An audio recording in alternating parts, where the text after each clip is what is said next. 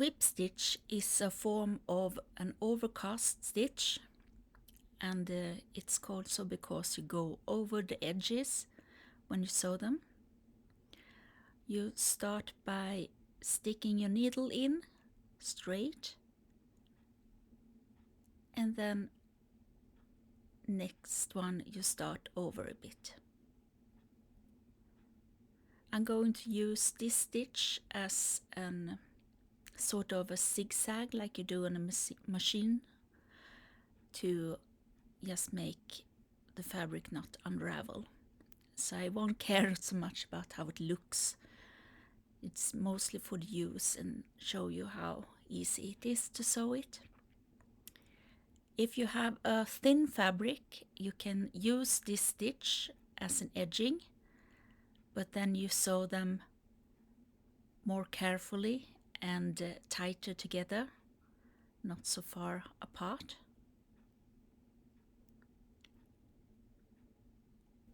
Whip stitch is also used to sew pieces of fabric together, so it's not only to keep the fabric from unraveling.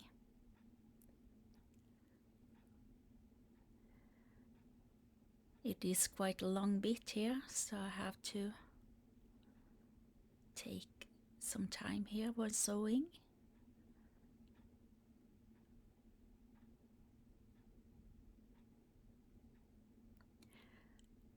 And here I accidentally lost the thread in the needle, so I'll show you again how to thread a needle as a bonus.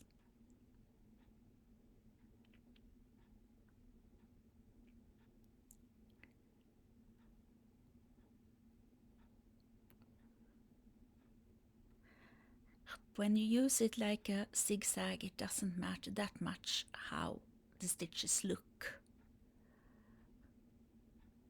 I just don't like it when they go in a cross. So I try to get them all in the same direction. And soon we are going to come into the finish. And to finish and anchor the thread, I do as I mostly do. I take the thread, go through the loop, and then pull, and do that a couple of times.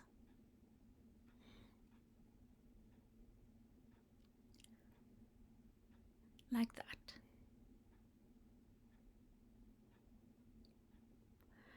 And here we have my quite messy whip stitch,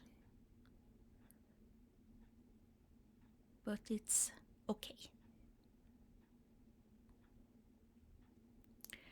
To make eyelets, I use my sewing styletto to force the fabric threads apart to make the hole. And I have 2 layers here, so I have to take some strength to get the styletto through. And I find it easier than to do it from both sides.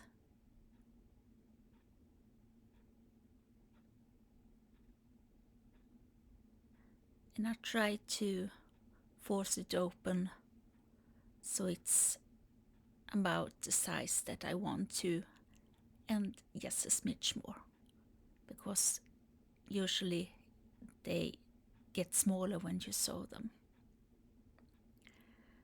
Then I take the thread, go between the layers of the fabric so I can encase the end of the thread, and then I sew running stitches around the hole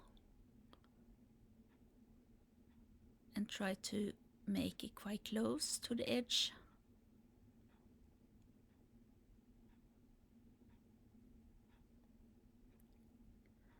And I go through both layers, and this makes both layers stay together, and it also gives you reinforcement of the hole when you sew. And the third thing is that it gives you a guideline how long stitches you need when you sew around them. And then I make one row round with whip stitches that are quite far between, and that makes the hole stay open and also gives it another layer of strength with the thread.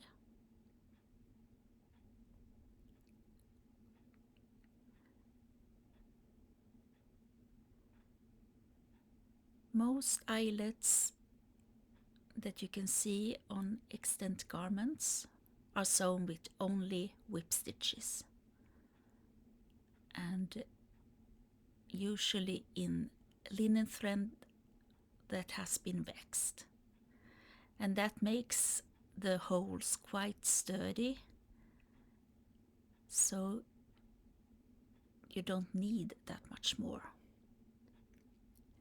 The metal eyelets that we use today were invented in the 19th century, so before that they didn't have those. But you can use metal eyelets and sew over them to make this sewn look if you want to. The problem with metal eyelets is usually you have to cut open a hole, and that makes them easier to fall out. With this method you get all the threads stay together, and that makes them hold their shape a little better.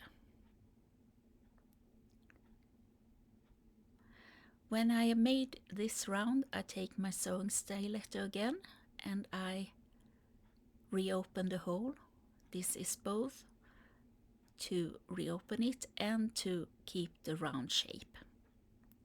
And this second row stitches around, I try to make them as tight as possible. Not so much that I make them tight, drawing them hard, but make them close together.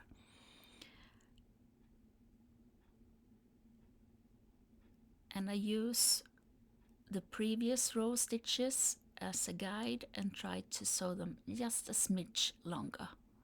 So I cover the old stitches with the new stitches. Before they had the metal eyelets, they could use a metal ring or a bone ring or another material to sew around if they needed some more strength for the eyelets.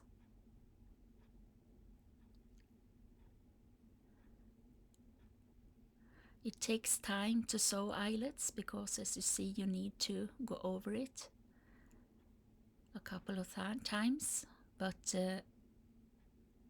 when you get used to sewing them,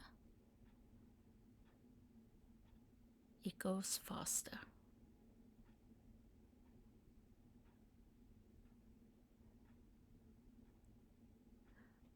So practice.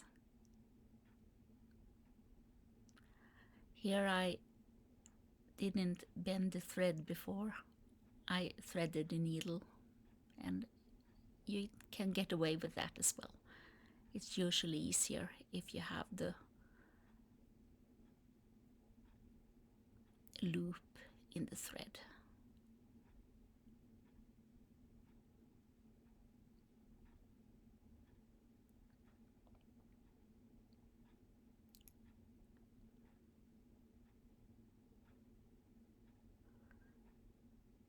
If you use the eyelets for corsets or something that needs strength, then one side is usually more in danger of being pulled than the other. So make sure that that side is well sewn and the other side you can be a little bit more loose.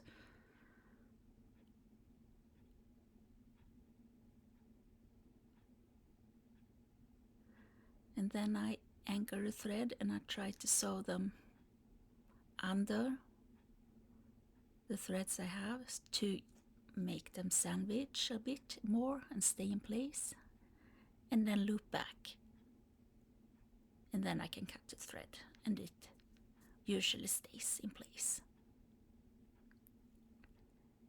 To finish up, I take my sewing stiletto again and shape the hole. And here you have a eyelet.